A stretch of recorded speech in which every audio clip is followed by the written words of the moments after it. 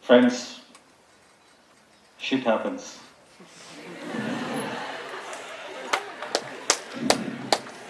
I mentor startups. In startup, we pivot often. I hope you remember my introduction. I'm still the same, even though I'm starting a few minutes late. So, uh, very happy to be here. Thanks for the Christ University to host me. I'm, in fact, a friendly neighbor for you guys. There is Bosch right across the road, and we are separated by just one overhead bridge. And there are two Bosch on either side, one on the Hosur road and one on this road. On the Hosur road, we say Forum Mall is in front of Bosch. On this road, we say Bosch is in front of Christ University. So you are a landmark and feel proud to be part of this university. I'm not a startup founder who has made tons of money in the recent past.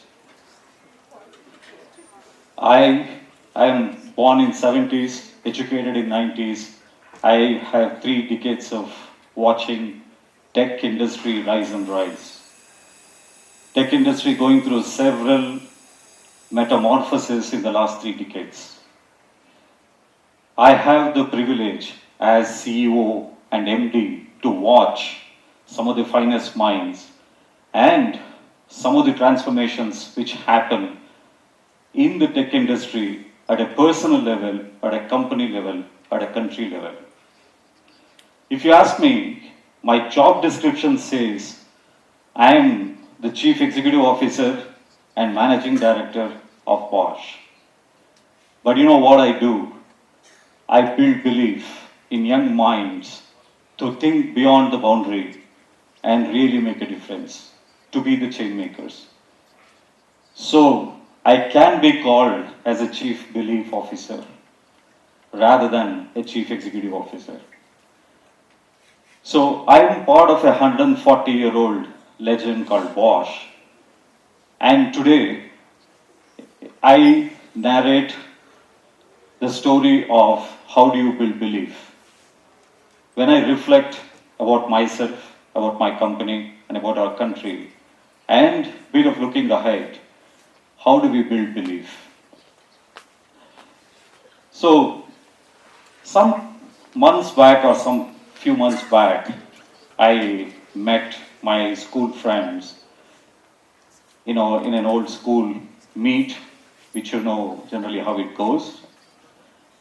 And we had the very formal conversations on each other, and after some time, the guard lowered, banter went up, and some of them said, you know what, when you were studying with me, with us, we never felt you had in you to be the CEO of a multinational company. Wow, that was an unsolicited appraisal of sorts for me. But being in a party, I wasn't rattled. I took it in my spirit. While going home, sitting in my back seat of the car, I just reflected of their statement.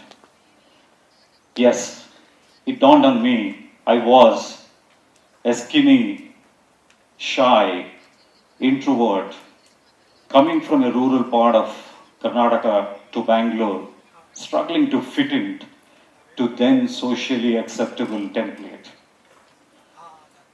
And believe me, it took many years for me to construct a complete English sentence with confidence because I'd always studied in my mother tongue. And whenever I went onto the stage, my preparation was completely overtaken by the stage fright that I had. And when I reflected from that point to be leading a 35,000 company, which is present in several countries, and build belief in 35,000 young minds, I reflected at some stage I shifted my orbits. So orbit shift happened to me. What made me shift orbit. A summation is the belief that I built over a period of time. So going forward, I had a chance meeting with my project mentor, project leader, with whom I worked in 1996. I was in a cold northern Germany, being a young software developer, doing software development for car navigation system in Germany, and this gentleman was my project leader. I met him recently, and he recollected our times in 1996. So here is a software engineer from India, all of 26, in Germany, doing software for some of the finest cars of the world and navigation system in an era when there was no internet at all, and there was no Google, by the way.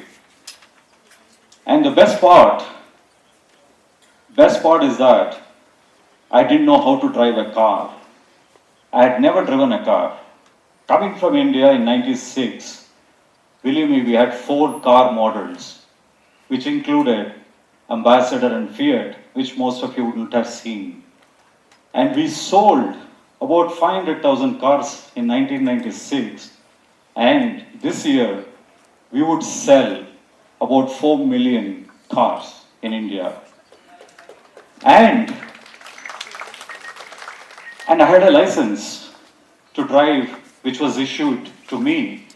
But in India, a license doesn't mean that you can drive the car. So I wrote software for navigation system, which should finally go and sit in a car. But can you guess? I can't drive the car. Who would test the software? I need to depend on fellow German colleagues to drive the car and test my software.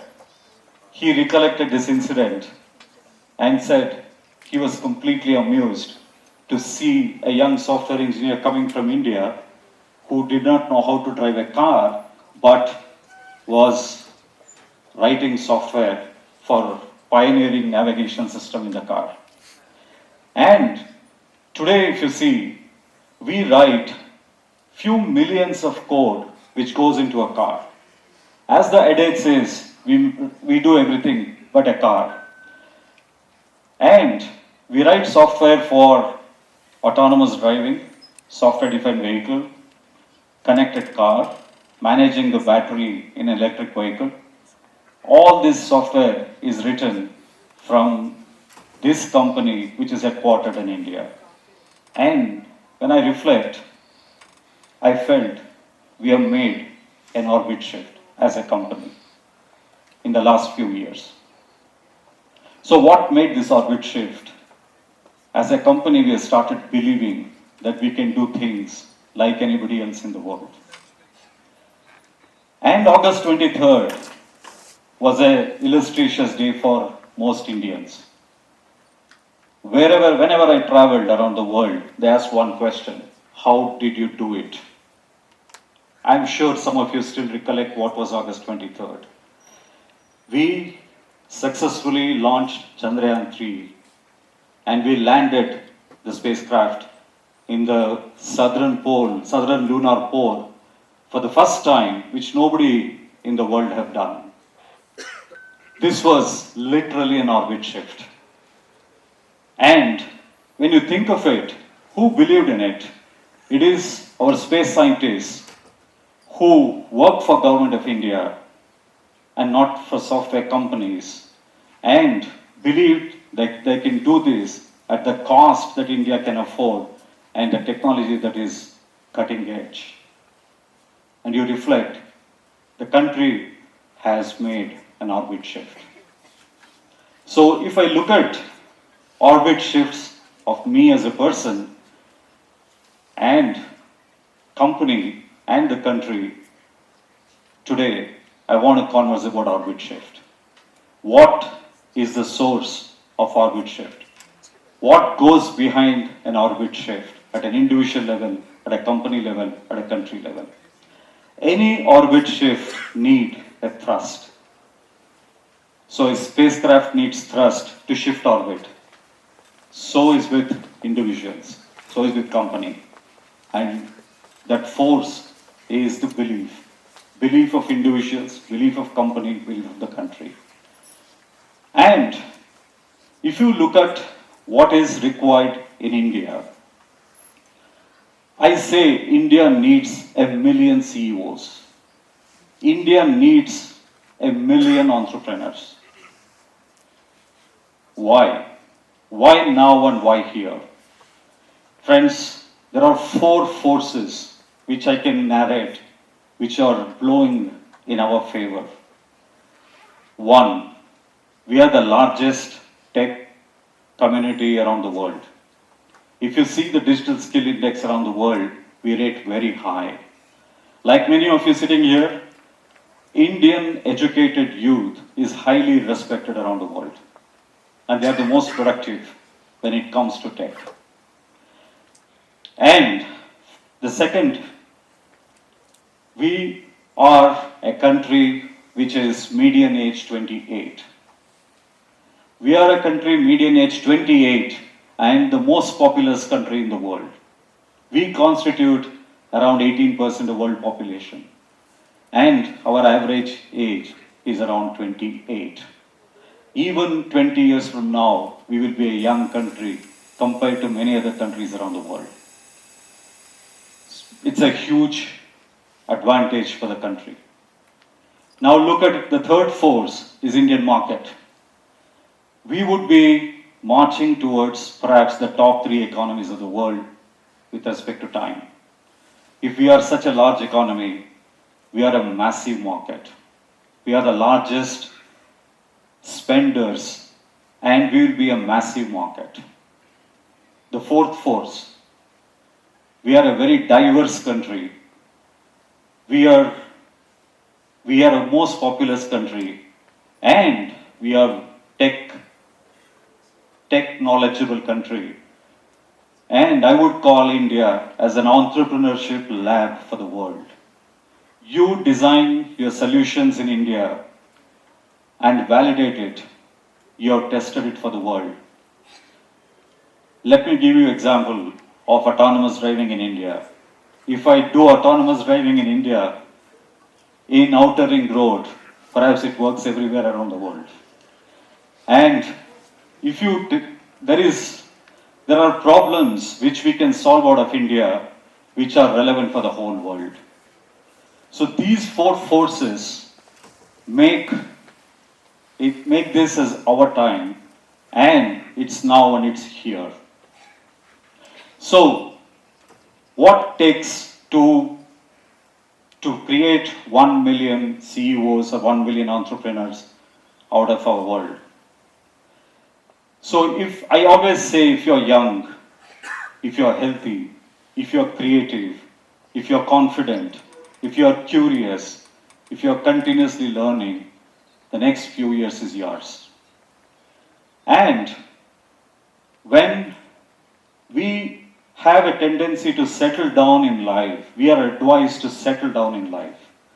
So if we change our mindset from settling down in our life to be a perennial or a perpetual explorer, a compulsive disruptor, and a habitual or a serial entrepreneur, I think this country can generate 1 million CEOs that we would need. We should move from job seeking to job creation. And we have all factors which are in favor of us to do that. And for me, this orbit shift is possible with the belief that each one of you really bring into the table. So now the light is on me, and I'm not able to see many of you in the audience. But to be honest, I can see many young minds here with a twinkle in your eyes who want to be orbit shifters. I narrated a story of orbit shifting which needs force, which needs thirst. And let me end by saying, you orbit shifters, May the force be with you. Thank you.